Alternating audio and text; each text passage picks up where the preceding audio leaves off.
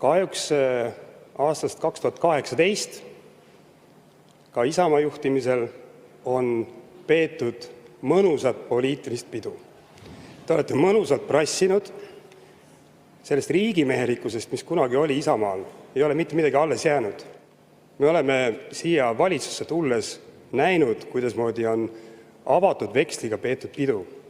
See üle jõu käiv riigi valitsemine, see poliitiliste valimislubaduste täitmine ilma tegelike tuludeta on see, mille tänane valitsus peab kinni maksma.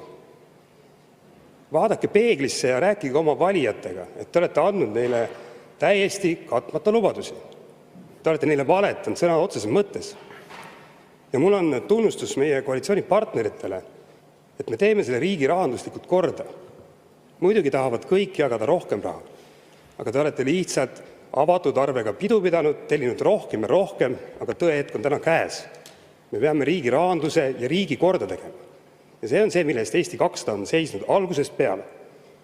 Nii et palun mõelge ennem läbi ja tuletage meelde need juured, kust koha pealt on Isamaa pärit. Lugupeetud välisminister, teie mälu on väga lühike.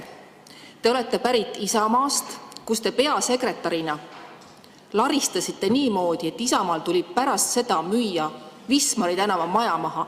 Ja ka palju õnne teile, et Eesti Vabariik on demokraatlik riik, kus välisministriks ehk siis 3 korda ministriks saab inimene, kes on keskharidusega.